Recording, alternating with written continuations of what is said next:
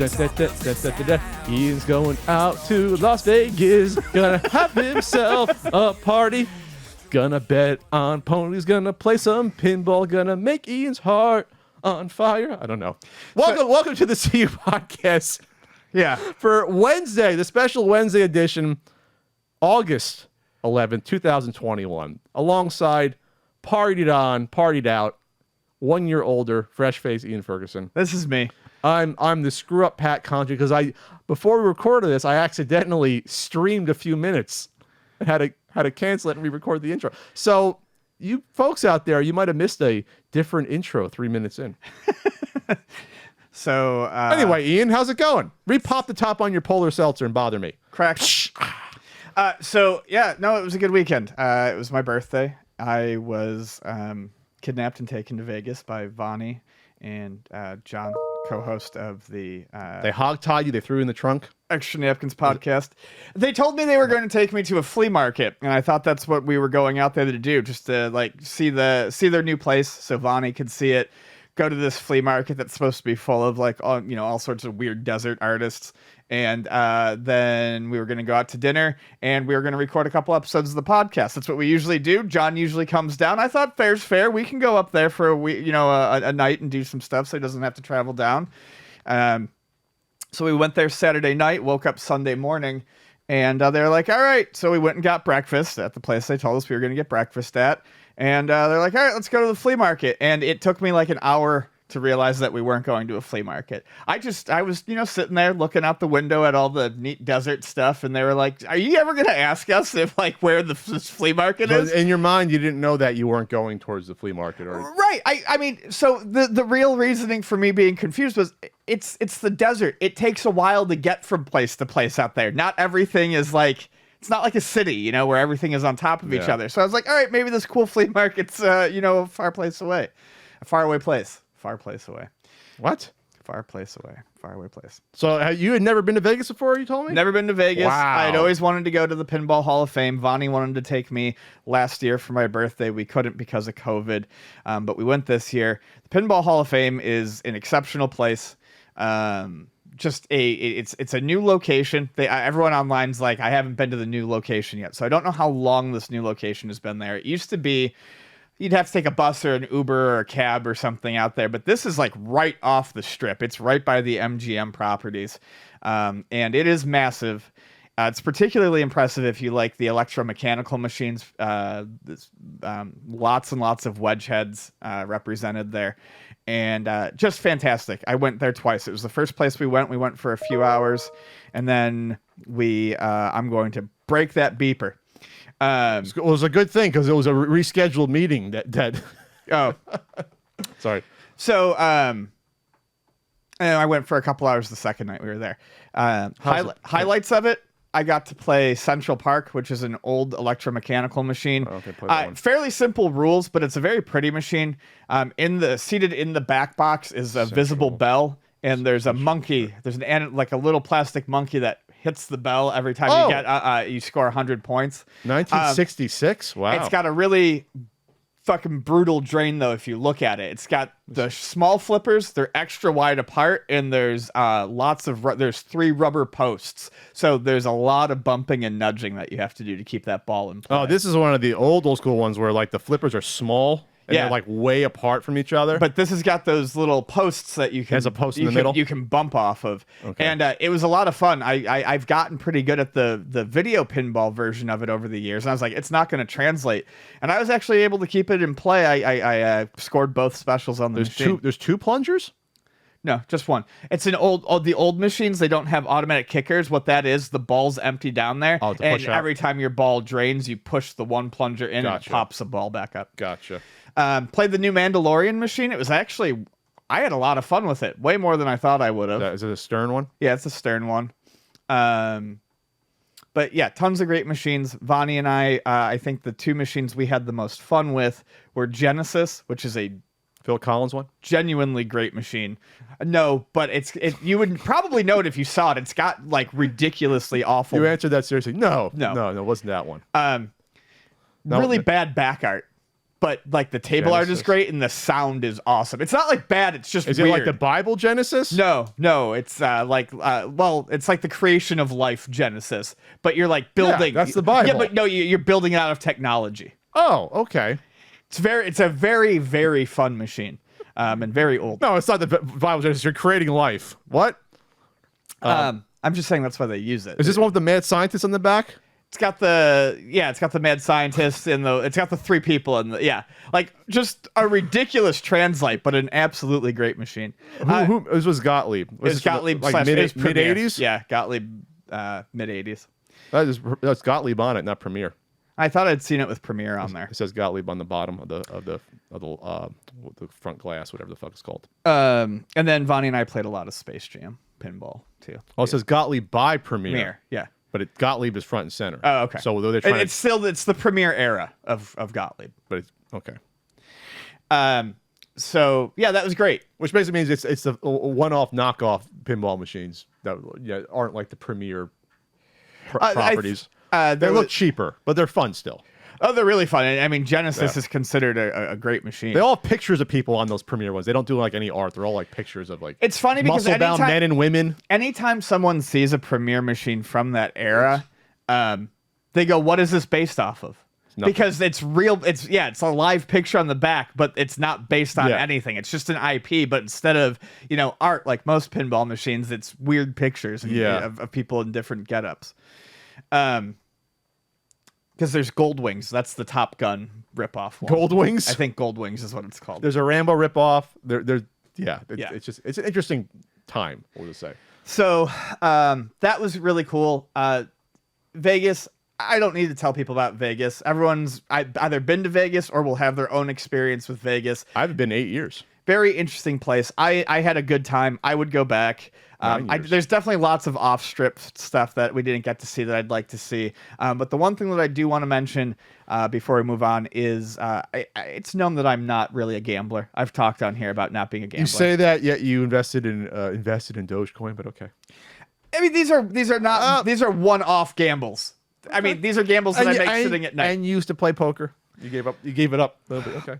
Basically, I don't generally do slots. I don't do video poker. I don't do craps roulette. I don't do casino stuff. I used to play poker because it's a fun game, and money got involved. But it was never to gamble.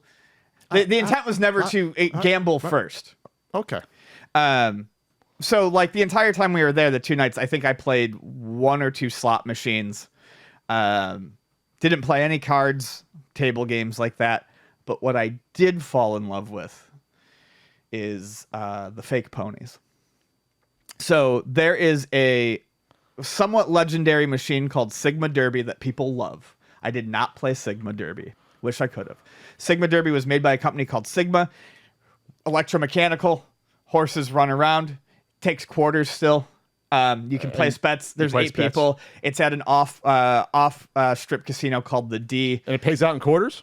I think that one pays out The original, in quarters. We're talking like decades old, from the 50s. Oh, or it's 60s. very old. Okay. Yeah. So people love it though, and no one had really filled that hole. So Konami in 2018 made their version called Fortune Cup Deluxe. Okay, I'm gonna get a video on this. Fortune Cup Deluxe. It is truly a Vegas sight to behold. It's just it's huge. You got a video board with the odds. It's a spectacle. You get a video board with the odds. So basically, you watch the actual free moving horses in the center. There's 8 of them, or you can watch the action on the big TV screen, which is all video. Yeah, the legs move on the models. Yes, on the physical models. Wow. And the action on the screen matches up perfectly with the action that's taking place in the center. It's close. I'm looking. It's close. It's close. You're watching. All the lead changes are the exact same, but you can watch from either place and get the same effect. And there's a giant board in the center of each station. There's 8 stations that show you. You can place win bets. And it shows you the odds. You can place. I can't remember what they call them. Win, and show. Place first, second, third. Place, win, and they call it something different. Okay, but it's like you bet on first, second, or third. Maybe they can do like trifectas as well. I'm guessing. You can do 2s. You can do 2s. You can't do the trifectas. So anyways, lots of fun. You put $20 in the machine. You make safe bets. You're going to sit there for 40, 45 minutes, even if you lose all of your money. And it's like 30 seconds a race? It's like 30 seconds a race. And so you constantly betting money. It's really fun. And like the people, if you're sitting there, they're going to start bringing you the drinks. So like, it's gambling, but like the whole experience of it is a lot more communal, fun. right? It's communal. You got people betting on horses. There's a lot of yelling and people getting excited. And even if you lose the $20 you put in or whatever you put in, you're probably getting 1 or 2 free drinks. And to me, that's an even bet. I'm happy with that. I would have spent that $20 sitting at a bar getting 2 drinks anyways. Do all the horse strengths and weaknesses, like in odds, do they change race to race? They're locked in. How does that work? I think they change. It moves fast, but they do series of races. I think they're 10 race series with the same horses, and they show you the stats as that series goes on, and then I think it resets every 10 races. It'll like go back to default odds, maybe. Yeah, I can't recall exactly. Because if you're really, it's something like that. Because if you really get into horse betting, Yes. it would have to be the same odds on the horse. Yeah, because there are certain times where like So anyways, otherwise you just always bet on the favorite. The favorite doesn't always win, obviously. So it's fun. I mean, both times we sat there, John and I hit long shot bets. There you go. You know, because you sit there, you play enough races, and you play enough of those 60s. You know, those 60 to 1 bets. 60 to 1 odds, like the horse that will just die. You'll watch that horse eventually fucking cross the finish line, and the place goes nuts when if you put $5 on it, you won $300. So it's really cool. It was a blast. So the whole trip was great. And if you gamble, play Fortune Cup Deluxe. It's a real swell time. So that was your birthday. That was my birthday. Yeah, pinball and fake ponies. The birthday, the ride ain't over yet. Oh no. There it is. Yeah. Put that on. Is this the same hat as last year?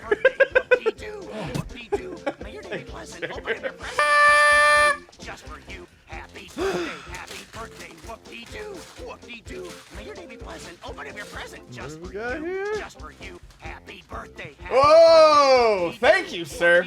That is actually a great idea. What is it, Ian? Pat got me a massage gun because I'm an old broken man. It's a Cairo gun. Yeah, I'm excited to check this out. And it even has an angled handle to get you at the back easier. You can twist it. There's an angle on it. So there you go, Ian. Thank you, sir. I'm very excited about this. All right. My face is turning red from the song, though. One more time. Just for you. Just for you. Okay. Thank you, Banky. All right. Got to do that. That's tradition now.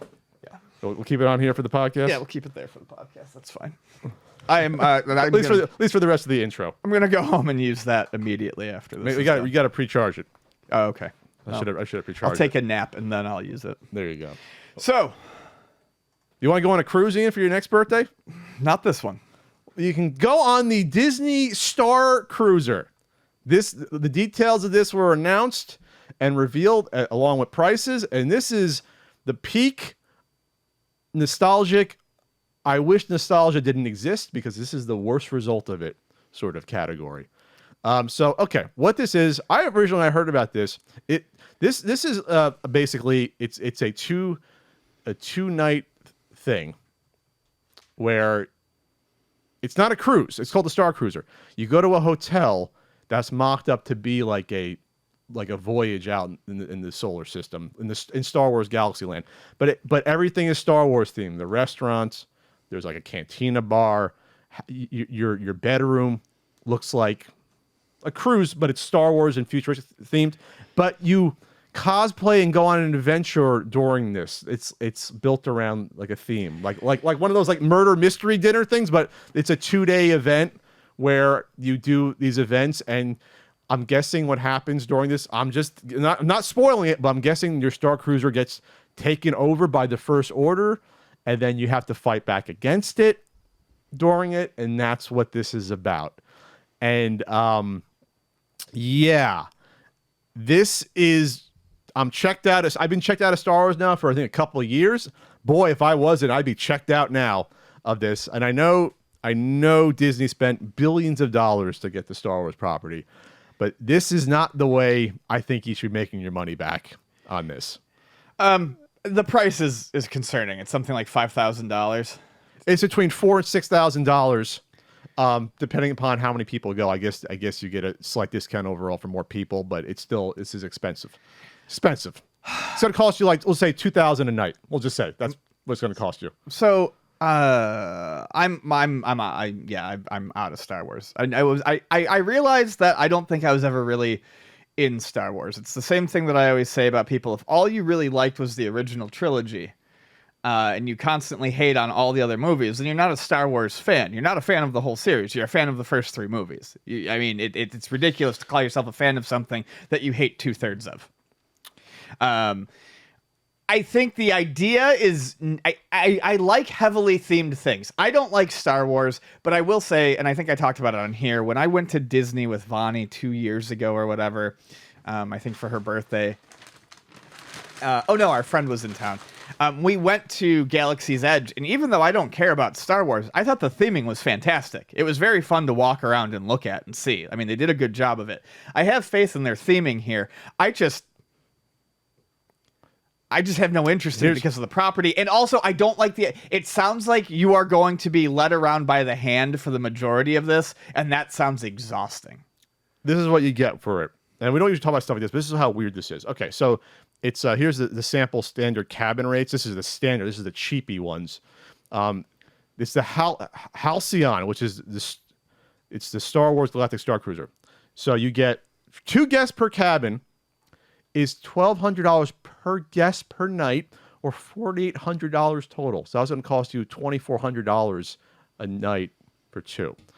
If you go 2 adults, 1 child, it's almost $900 per guest per night, or $5,300. So they're almost encouraging you to bring along a child. Probably can't get away with 3 adults. They'll probably won't allow that. And then 4 guests, which can be 3 adults, 1 child. That's a weird set. Was a throuple with a kid. $750 per night, or $6,000 total. So obviously the price goes down with 4 people, but this is 2 nights still. 2 nights. You can go on a real cruise for this amount for 7 days, like a real actual cruise going somewhere. Yeah, it's just an obscene amount of money. Yes.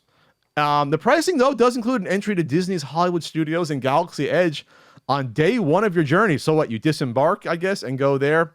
You get 2 breakfasts, lunch, and dinner meals per guest, 1 quick service. No, is that every day or just over the 3 days? If that's over 3 days, that's ridiculous if they don't include food. Because cruises include food. They don't usually include drinks. So you get like a voucher, but yeah, that better include the food every day. Every fucking day. I don't think it is. It says 2 breakfast, lunch, and dinner meals per guest. If it's every day, okay, you're covering me for 2 meals, and then you get a quick service meal, which I guess means you pick up a little salad from the front desk. Yeah. You know what I mean? Or a little sandwich ready to go. Valet parking and exclusive Galactic Starcruiser Magic Band. What? Oh, Magic Band. You get a band. And so from what I was reading about this is that I guess during this cosplay experience, I guess there's going to be a takeover or something, because you can side with either like the Rebels or the First Order, which makes this extremely weird. If you could side with the totalitarian regime. I'd like to cosplay genocide for a while. Like, what the fuck? I know there's this romantic thing about Kylo Ren and stuff, but he's a mass murderer. So like, you don't want to side with that guy. You don't want to idolize Kylo Ren. I'm gonna have all the people that come after me now. You can like villains and appreciate villains, sure. but I do think it's a little weird when people overly identify with the villains in something. People who decide to put like Empire tattoos on their body, it's like, now you're going after Yoshi, but okay. Oh, I didn't know that. I love you, Yoshi. Now I'm a little concerned. Well, yeah, I like Yoshi, but don't kill me. The second night, there's a taste around the galaxy, showcasing courses inspired from locations and planets from Star Wars. What are you gonna have, that Tatooine unleavened bread? Like, what are you gonna have? What do you mean it's inspired by? The Droid Factory cupcake? A glass of moisture from the farms? Yeah, that blue milk that Aunt Beru has. You can get the blue milk at Disney. Oh, you can? Yeah. Is it actually milk? I know. I think it's like some sort of fruity fucking thing. It's probably like a Calpico or one of those like yogurt-based drinks. The first night has the Crown of Corellia dining room. Will transform into a table service supper club with a special musical appearance by a galactic superstar. Oh, we're gonna get those guys from the Cantina band playing jizz. Well, God, Fingering Don and the Modal Nodes. How do I remember that? I had the single. That's why. You can get Fingering Don and the Modal Nodes. The guys. you know, do do do do do do do, or the Max Rebo band from Return of the Jedi. We're gonna get there. They show the food here. It looks fancy. You got because they got these poor chefs have to make fancy looking food. I guess that to resemble, you know, another galaxy. That music is literally called Jizz. What, Finger and Down on the Modal Notes? There was two. They had two. They had a B-side. There was an A. There was two songs. Jizz, Pat. Jizz. Come. But I like Finger and Down on the Semen. Modal Notes. I got this single I bought when I was like 18 somewhere. Love it when Finger and Don fucking gets his jizz out in the room. Jesus Christ. The names in Star Wars. You got a fuzzy on your mic, which is bothering, by the way, right there. That's just bothering me. The audience can see it. Birthday fuzz. Anyway. Guests will be able to join the First Order or the Resistance. What? Why? How is that an option? Why is that an option? You know the stormtroopers are based upon, you know, the stormtroopers that were in Nazi Germany, right? Like that's where the name comes from. You know, they were like the brown shirts and they helped the rise of it's not the other way around. They didn't name them that after the Star Wars movie. That comes from that. They were the Storm, they were called the Storm something, like in 1930s Germany. Like that's where it comes from. Then I guess some of the troops had that name as well, I think. But my God, it's fucking bizarre. You'll run into new familiar characters like Rey, Kylo Ren. I guess you can shake hands with, hey, Kylo, how's it going? Killing tons of people and blowing up planets. Figrin Dan. I thought you said Fingrin Dan. Figrin Dan. Figrin. Figrin. Like Figrin. And the modal nodes. And the modal There's like 4 of them, right? Yeah. Yeah, there were figures of those back in the day. They came out with figures eventually. Play a genre of music called... Guests will be able to become a Jedi and wield a lightsaber. So I guess I picture this with, it'll be a bunch of kids, some adults, dressing up as Jedis, waving around their lightsabers they just bought in the shop right outside of this hotel, or in the hotel, and just waving them around for 3 days straight. I would love to see how many of these people that actually do this are actually adults that are dragging their kids to do this, that grew up with Star Wars, or the kids actually. Because I picture there's going to be this point in time where it's gonna fade away from kids, and it's going to be mostly older and older adults, Gen X and millennial adults that are going to be in love with this sort of idea and try to get their kids into it. Yeah. The same way my father dragged me to Williamsburg, Virginia, I can picture some parents dragging their kids to this shit. They're gonna be like, I want to go on the rides. I want to go on Space Mountain. I want to go on the log flume. No. We're gonna fight off the First Order in this hotel experience. It's ridiculous. I'm sorry. All right. Well, that's a lot of time we've spent on that. It sounds awful, like a no good time, and we're gonna move on. But you have a great time at UltimateNintendo.com. You will have a great time at UltimateNintendo.com. You can buy plenty of birthday presents for folks, certain NES and Super Nintendo guidebooks, RBI baseball stickers that has a hat on it right now. Enamel pins, my big head, or the CU podcast enamel pin, and more stuff there. You can't buy a Cairo gun though. No, I'm so excited for that. I see. I'm not horrible. Very excited. I'm also going to be on. No, I was just on Twitch yesterday. I was on Twitch, but usually Wednesday nights, twitch.tv/CountryCode. You can go check there and check out, what I did watching 80s commercials, or maybe a 3-minute stream unintentionally of the first part of the podcast that I probably deleted by now. And I'm also on Cameo, cameo.com/PatCountry for all your birthday shout out needs. Pac-Man Brunch, Ian. God, I love these. I love these so much. So, Pac-Man. So, blind box figures are popular. They have really lasted a good amount of time. Like my yoga cat. Yeah. It's a blind box thing, right? Vonnie loves them. Blind box toys, you all should know what they are. If not, they're usually like $10 to $15, and you pull them out of a larger carton, and the carton generally shows you all the different things you could get. And there's usually a couple chase ones, and it's usually different yoga poses. I have yoga aliens. This is the one I wanted, by the way. Remember, I said this is the one I wanted, and I got it. What's the odds of that? Well, 1 out of 6. So these Pac-Man ones are just cute Pac-Man food-themed ones that show Pac-Man and the ghosts in various situations. Namco, I got to give you credit. I didn't think 41 years later we can still be monetizing Pac-Man this much, but you figured it out. You've really figured it out. I thought it was dying out with Professor Pac-Man in like 83, but you've figured it out. You figured it out. You got your Pac-Man barcade, Pac-Man tabletop games, which are fantastic, which are all the rage, and you got these cute little toys of, I guess, ghosts eating pies and fruits and cocktails and I don't know what's happening at Waffles. this brunch. Here's an Eggs Benedict one where Pac-Man has some hollandaise on his head. Oh, is that what that is? Okay, Yep. I'm all in on that Eggs Benedict. I didn't see that one. And then here's Pac-Man with a pepper shaker holding it over a frying pan with an egg. They're adorable. So if you like your Pac-Man, and the egg that Pac-Man is cooking, the yolk is Pac-Man shaped. That's the attention to detail I want, Namco. There you have it. And these are $12 each. How many in total are there here? 9. It's usually 9. I'm guessing 3 inches. Guessing one of those is probably a chase, and the other ones are. There's gonna be limited variants. Yeah. So it looks like randomly inserted throughout the production run. So this is a form of gambling as well, because they want you to get blind box ones. always are, and then you can definitely sell the chases for money. Yes. But they don't reveal what they are. I guess they're going to randomly just do ones that keep you buying these at $12 a pop for a 3-inch vinyl. Wow. The way people do this, they usually buy a box and then they get everything they want. If you're you can sell off sets then, I guess. You sell off your extras and shit like that. Do you make your money back on selling off the sets though? Probably not. Not really, but it takes it down to a price where most people find it reasonable.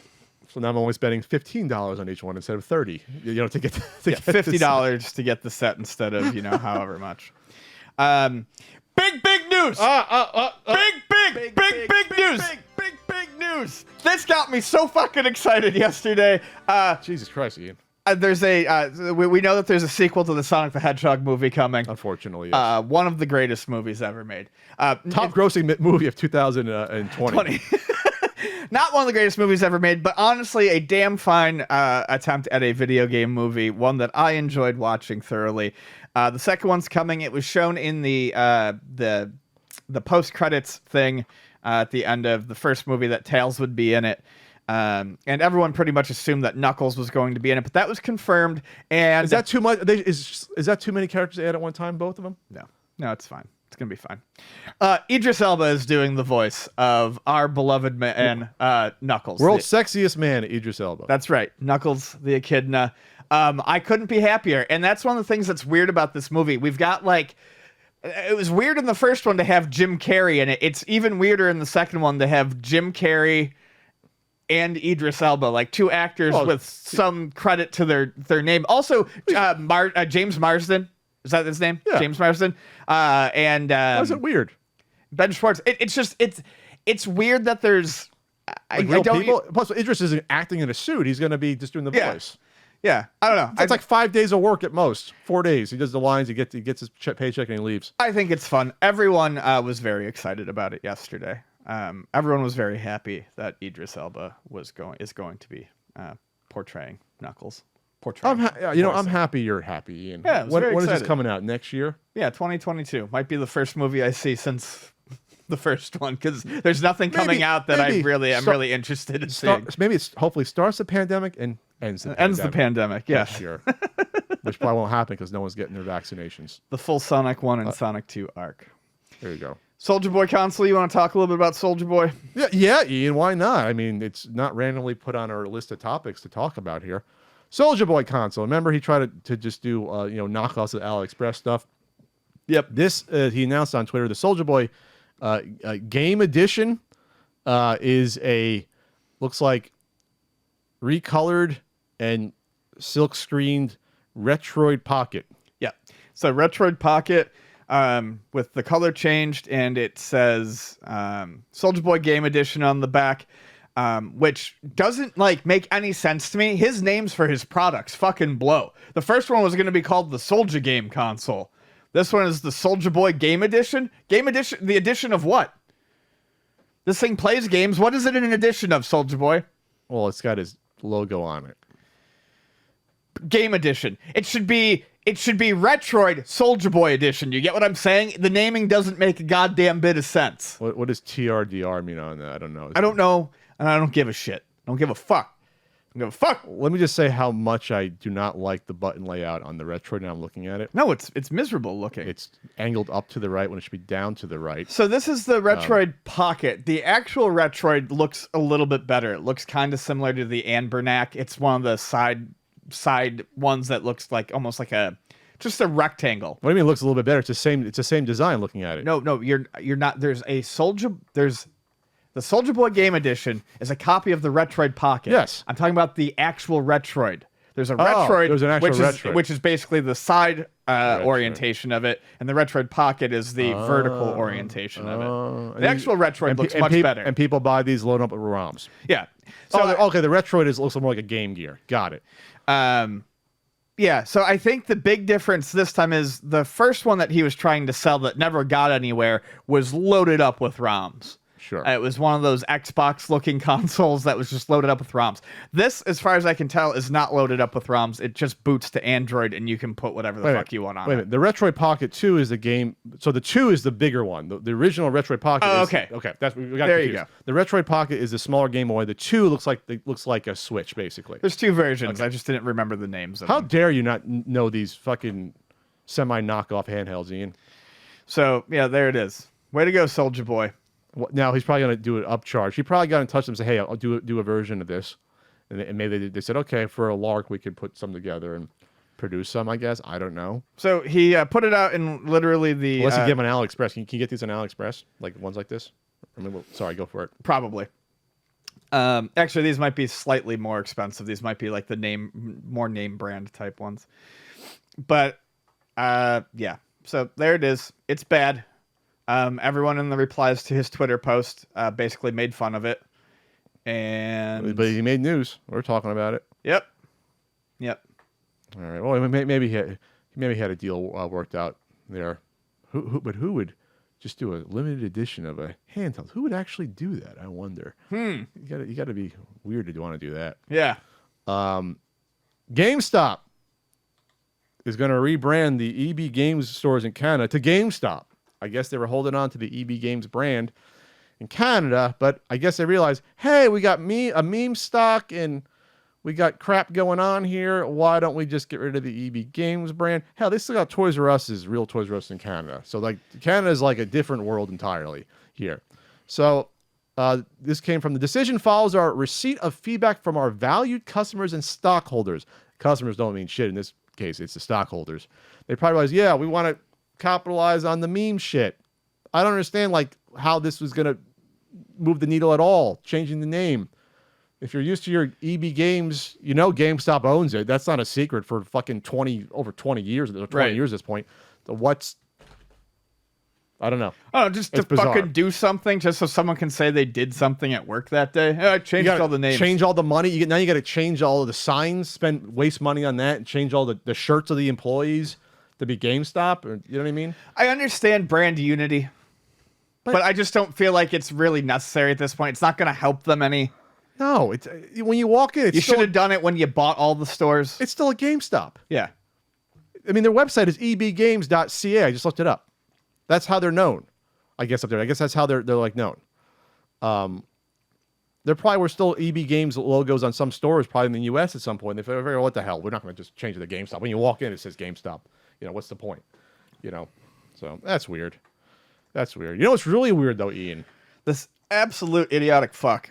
Dr. Disrespect is starting a game studio. A game dev studio. This is what happens when you put people with marginal talents this is so annoying. So the studio's purpose is to partner with mega influencers and build their dream game. So Guy Beam is looking to launch his own game dev studio because I guess his show went kaput. According to a job posted listed on his Champion Club's website, it's a major but in some ways unsurprising move for the streamer. Considering he used to work at Call of Duty developer Activision as a level designer before deciding to spend his life wearing a wig and sunglasses. Thank you, PC Gamer, for calling it what it is. Yes. And it's never not ridiculous to me. And yes, I know he's very rich. More rich than I'll probably ever be, but that doesn't mean I have to respect him because I don't. Oh, his name is Dr. Disrespect. He's inviting the disrespect. Good. Right there. This is how this is going to go. We're going to get a demo of something.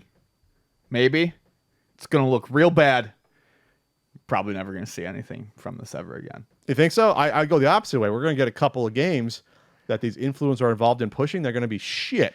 Yeah, well, okay. And then people realize that I just got fleeced. This does not have legs.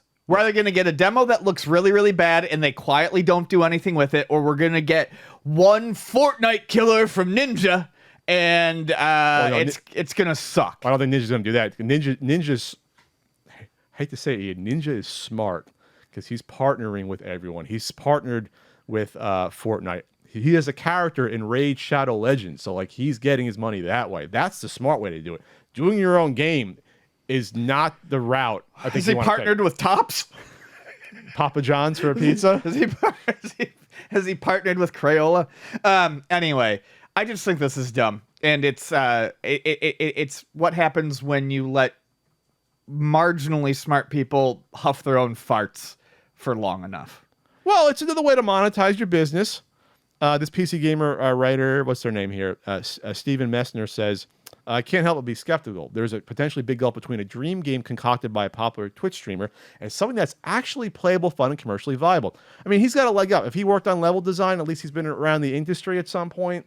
Doesn't mean, though, you can come up with your own game, have a great idea, and then go through all the levels of execution, getting the right people working on it, keeping it on budget. I mean, these are not the same. You can play a lot of video games and not understand how to design a good video game. Sure. You can write music for a bunch of video games and not understand how to make a video game system. I almost think the cynical Pat's going to say they're going to have probably people come to influencers with ideas. Like they're going to say, okay, think of a game for our influencer to get behind, and we can add our bits and pieces to it, and then we'll push it. I think that's probably what's going to happen here, which is smart. We'll get some indie games that the influencer say, yeah, I helped design this game, when it was like they did like an hour meeting once. I didn't work on it again until the marketing came. That's probably what's going to happen. I mean, it's transparent, but it'll work. We've seen influencers make games. We've seen our friends made a game. Oh, yeah. Dating sim game. So, like, I think it can absolutely happen. I just don't have any faith in mega influencers or Dr. Disrespect. What makes you a mega influencer? Is it like a mega fauna? It's got to be like really giant. Like what's the cutoff? Is that 1 million? Is a million subscribers is like nothing on YouTube anymore, I think, at this point. It's got to be 5 million. You have to film in a men's bathroom to become a mega influencer. Is that what it is? You got to film? Yeah. You got to get kicked out of E3. Got to be a motherfucking weirdo. Okay. That's is that on the job description? You gotta have your deal rescinded from your Never gonna let that one go. No, I don't think you can let filming in a bathroom. No, adults and children in there, by the way, and filming that. No, that's not a mistake. That's someone who thinks they're living their fucking character, and there's no repercussions for them. No, that's bad. That's bad. Twitch never specified why it subtly terminated Beam's Twitch account, despite Beam telling us in an interview that he had done nothing to violate his multi-million-dollar exclusivity deal with the streaming platform. I'm gonna guess it's because he's a gross fucking weirdo. Well, plus they realize it's like, we don't need you. we got Ninja back. We don't need you anymore. We don't need to pay you the money. That's probably what happened. And if you thought there was nothing done harmfully, you can always try to sue Amazon. I guess I get that money back, but he probably realized that, hey, they can probably sue me with, they probably terminate me without cause. And Laura probably said, yeah, this contract probably says I can get rid of you at any time if it wasn't. So. Moving on from the Champions Club. Let's. You don't want to be in the Champions Club, Ian? Should we have a See You Podcast Club and call it something? No. My least favorite thing is when people name their fans. I can't stand it. I think it's the fucking dumbest shit. You don't live that influencer life, Ian, do you? It's fucking weird. It's a weird control thing. Oh, my Champions Club. Fucking weird. It's marketing, Ian. I don't care. It's disgusting. That's how you get to be an influencer millionaire. They're people. And don't you want to do your own game studio with mega influencers involved? Ugh. You don't want to do that, Ian. You're not cut out for this, Ian, for the influencer life. No, I'm not. It's way too sleazy.